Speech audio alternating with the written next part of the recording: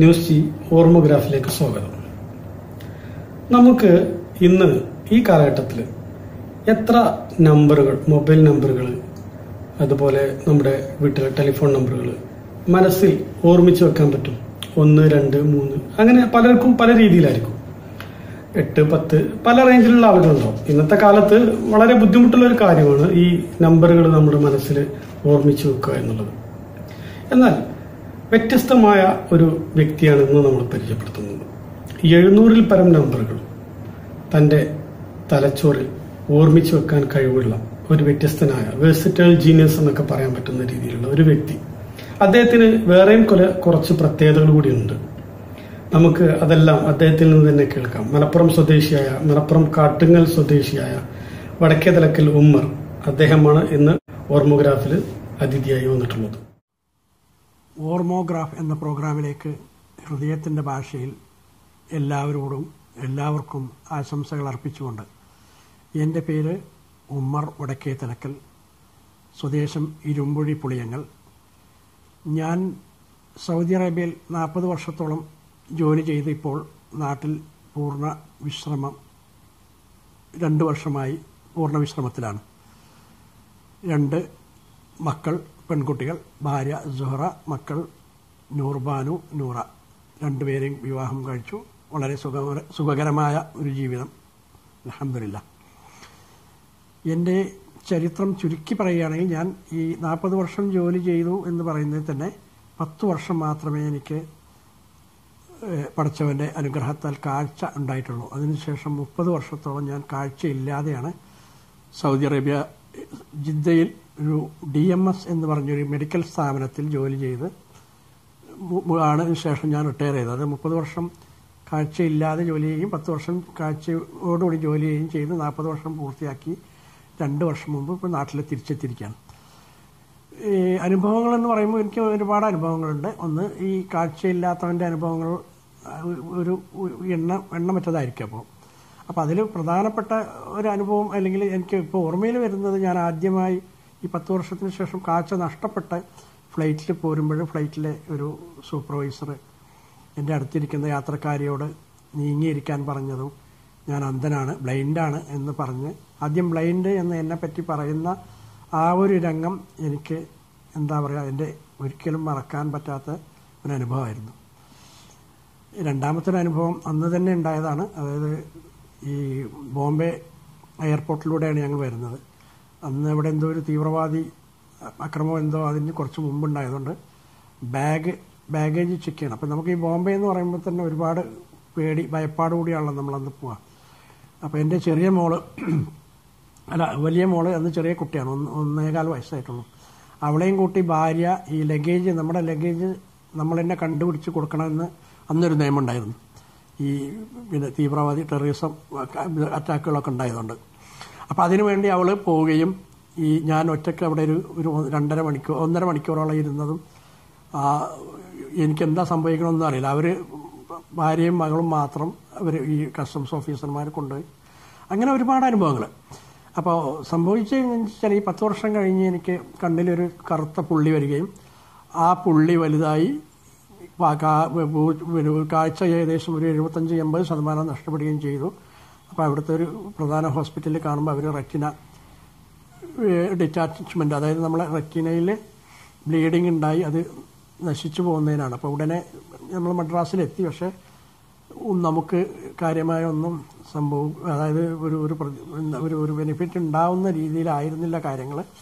അത് വളരെ വഷളായി. എനിക്ക് പൂർണ്ണമായി കാഴ്ച നഷ്ടപ്പെടുകയാണ് ചെയ്തത്. പിന്നെ ഒരു 3-4 സർജറി ചെയ്തു. ചെറിയ തോതിലൊരു നിഴലൊക്കെ ഉണ്ടായിരുന്നു. പിന്നെ അതും നഷ്ടപ്പെട്ടിപ്പോൾ 30 വർഷമായിട്ട് പൂർണ്ണമായി കാഴ്ചയില്ല. എൻ്റെ ജോലി എവിടെയെന്ന് പറഞ്ഞാൽ, ഞാൻ ഈ പർച്ചേസിങ്ങിലായിരുന്നു. നമുക്ക് പുറത്തുനിന്ന് ഇൻ്റർനാഷണൽ ലെവലിലും പിന്നെ ലോക്കലായിട്ടുള്ള സാധനങ്ങൾ പർച്ചേസ് ചെയ്യുന്ന ഡിപ്പാർട്ട്മെൻറ്റിൻ്റെ ഹെഡായിരുന്നു ഞാൻ. അപ്പോൾ എനിക്ക് ഒരു 10-700 മൊബൈൽ നമ്പറുകൾ അന്ന് ബൈ ഹാർട്ടായിരുന്നു. ഇപ്പോഴും ഏകദേശം അതൊക്കെ ഉണ്ടാവും. അപ്പോൾ അതൊക്കെ എൻ്റെ കഴിവായിട്ട് ഒരിക്കലും എനിക്ക് തോന്നിയിട്ടില്ല. നമ്മുടെ ചില സാഹചര്യങ്ങൾ ഉണ്ടാകുമ്പോൾ നമ്മൾ അങ്ങനെ നിർബന്ധാവസ്ഥയിലേക്ക് വരികയും പടച്ചവൻ്റെ ഒരു അനുഗ്രഹം ഉണ്ടാകുമ്പോൾ നമുക്ക് അങ്ങനെയൊക്കെ വേറെ ചില കഴിവുകൾ ഉണ്ടാവുന്നു എന്ന് മാത്രമേ ഞാൻ അതിനെക്കുറിച്ച് കരുതുന്നുള്ളൂ. മറ്റൊരു കാര്യം, എൻ്റെ പേഴ്സണലായിട്ടുള്ള കാര്യങ്ങൾ, ഇപ്പോൾ മുടി വെട്ടുക, താടി, അങ്ങനെ കാര്യങ്ങൾ ഞാൻ തന്നെയാണ് 10-30 വർഷമായിട്ട് ചെയ്യുന്നത്. വേറെ ഒരു കാര്യം എന്ന് പറഞ്ഞാൽ വീട്ടിലെ അത്യാവശ്യം മെയിൻ്റനൻസ് വർക്കുകളൊക്കെ ഞാൻ തന്നെ ചെയ്യും. ഇപ്പോൾ ഇലക്ട്രിക്കലാണെങ്കിലും പ്ലംബിങ്ങും കാര്യങ്ങളും അതും ഇതൊക്കെ എനിക്ക് തന്നെ ചെയ്യാൻ ഇഷ്ടമാണ്. ഞാൻ എൻ്റേതായൊരു സ്റ്റൈലിലെല്ലാം ചെയ്യാറുണ്ട്. പിന്നെ അന്ന് ഓഫീസിൽ ജോലി ചെയ്യുന്ന കാലത്ത് നമ്മുടെ പോലെ ജോലി ചെയ്യുന്ന മറ്റ് വിദേശികൾ, അതായത് ഫിലിപ്പീനോസും ബംഗാളികളും സൗദികളൊക്കെ ഞാനായിരുന്നു അവർ പോകേണ്ട സ്ഥലങ്ങൾക്കുള്ള റോഡ് പറഞ്ഞു കൊടുത്തിരുന്നു, ലൊക്കേഷൻ പറഞ്ഞു കൊടുത്തിരുന്നൊക്കെ. അപ്പം അതൊക്കെ ഒരു എന്താ പറയുക, ജോലി ചെയ്യുന്ന കാര്യത്തിൽ എനിക്ക് ഒരു ബുദ്ധിമുട്ടും ഇന്നുവരെ ഉണ്ടായിട്ടില്ല. പ്രത്യേകിച്ച് നമ്മുടെ സ്പോൺസർ അറബി, അയാളും അയാളുടെ മകൻ, അയാൾക്ക് ശേഷം അയാളുടെ മകനൊക്കെ നമ്മളെ വളരെയധികം വളരെ സ്നേഹത്തോടുകൂടി ഇന്നുവരെ പെരുമാറിയിട്ടുള്ളൂ. ഇപ്പോഴും അവരെ എനിക്ക് വിളിക്കാറുണ്ട്. അപ്പോൾ അത് ഒന്നും എനിക്ക് മറക്കാൻ പറ്റില്ല. വേറെ ഒരു തമാശ എന്താണെന്ന് വെച്ചാൽ, അവിടുത്തെ പെറ്റി ക്യാഷ് ഞാനാണ് കൈകാര്യം ചെയ്തിരുന്നത്. ഒരു 10-20 ലക്ഷം 30 ലക്ഷം റിയാൽ എൻ്റെ ഈ കയ്യിലൂടെ മറിഞ്ഞു പോയിട്ടുണ്ടാകും. കാരണം നമുക്ക് ഈ സ്റ്റാഫിനൊക്കെ കൊടുക്കാനുള്ള സാധനം വാങ്ങിക്കാനുള്ള പൈസ അതൊക്കെ പെറ്റി ക്യാഷിലൂടെ പോകണ്ടേ, അവിടുത്തെ ചിലവുകൾ ഇതൊക്കെ. അപ്പോൾ അതൊക്കെ ഞാൻ തന്നെയാണ് കൈകാര്യം ചെയ്തിരുന്നത്. അത് അവരുടെ സഹകരണം കൂടി ഉണ്ട് കേട്ടോ. അവരാരും എന്നെ ഇതുവരെ വഞ്ചിച്ചോ പറ്റിച്ചിട്ടോ ഇല്ല. ഒരു റിയാലിൻ്റെ ഷോർട്ടേജ് ഇതുവരെ ഉണ്ടായിട്ടുമില്ല. മക്കൾ രണ്ടാൾ കാനഡയിലാണ്, ഒരാളിപ്പോൾ ജിദ്ദയിലുണ്ട്. ഭാര്യ എൻ്റെ വീടിൻ്റെ ഒരു 4-5 കിലോമീറ്റർ അപ്പുറത്ത് ആനക്കയത്താണ്, പള്ളിക്കാപ്പറ്റ എന്ന് പറയുന്ന സ്ഥലത്താണ്. പിന്നെ എനിക്ക് 3 പേരക്കുട്ടികളാണ്. 2 ഈ കാനഡയിലുള്ള മോളെ 2 മക്കൾ, ഒരു ആൺകുട്ടി ഒരു പെൺകുട്ടി. പിന്നെ ജിദ്ദയിലുള്ള ഒരു മോൾക്ക് ഒരു മോള്. അപ്പോൾ അങ്ങനെ 3 പേരക്കുട്ടികൾ ആകെ. വളരെ സന്തോഷത്തിലാണ്. പ്രത്യേകിച്ച് ഒന്നുമില്ല. അത്യാവശ്യം ജീവിക്കാനുള്ള ചുറ്റുപാട്, ചെറിയ കുറച്ച് വാടകയൊക്കെ വരാനുണ്ട്. അസുഖങ്ങൾ അങ്ങനെ കാര്യമായി ഒന്നുമില്ല. ഉണ്ടായിരുന്നതൊക്കെ നമ്മൾ സാധാരണ സ്വാഭാവികമായി ഉണ്ടാകുന്ന അസുഖങ്ങളൊക്കെ ഉള്ളൂ.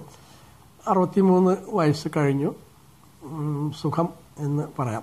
മറ്റൊരു കാര്യം, ഞാനിപ്പോൾ 30 വർഷം ജോലി ചെയ്തു എന്നുള്ള അള്ളാഹുവിൻ്റെ സഹായത്താൽ, കാരുണ്യത്താൽ ജോലി ചെയ്തു എന്നുള്ളത് ശരിയാണ്. പക്ഷേ അതേസമയം എനിക്ക് ഒരു അഭിമാനത്തോടുകൂടി പറയാം, എൻ്റെ ഈ അവസ്ഥയിൽ ചിലപ്പോൾ വിദേശത്ത് ഒരാളുണ്ടാവില്ല. കാരണം വീട് വിട്ട് ബ്ലൈൻഡായിക്കൊണ്ട് 30 വർഷം വേറെ ഒരു സ്ഥാപനത്തിൽ ജോലി ചെയ്ത് പിന്നെ വേറൊരാളുണ്ടാവുമെന്ന് എനിക്ക് സംശയമാണ്. അതിനൊക്കെ എനിക്ക് ഒരുപാട് സഹായങ്ങൾ എൻ്റെ സ്പോൺസർ, എൻ്റെ കുടുംബം എല്ലാവരും നിന്ന് കിട്ടിയിട്ടുണ്ട്. എനിക്ക് അങ്ങനെ ഒരു ദുരനുഭവങ്ങൾ എന്നെ വേദനിപ്പിക്കുന്ന, അല്ലെങ്കിൽ ആരെങ്കിലും എന്നെ വേദനിപ്പിച്ചതായി എനിക്ക് അനുഭവമില്ല. അതേസമയം വേദന തന്നെയാണ്. നമ്മൾ ഓരോ സെക്കൻഡിലും നമ്മൾ ബ്ലൈൻഡാണ് എന്നുള്ളതിൻ്റെ ഒരുപാട് ദുരിതങ്ങൾ നമ്മളെ മനസ്സ് പേറുന്നുണ്ട്.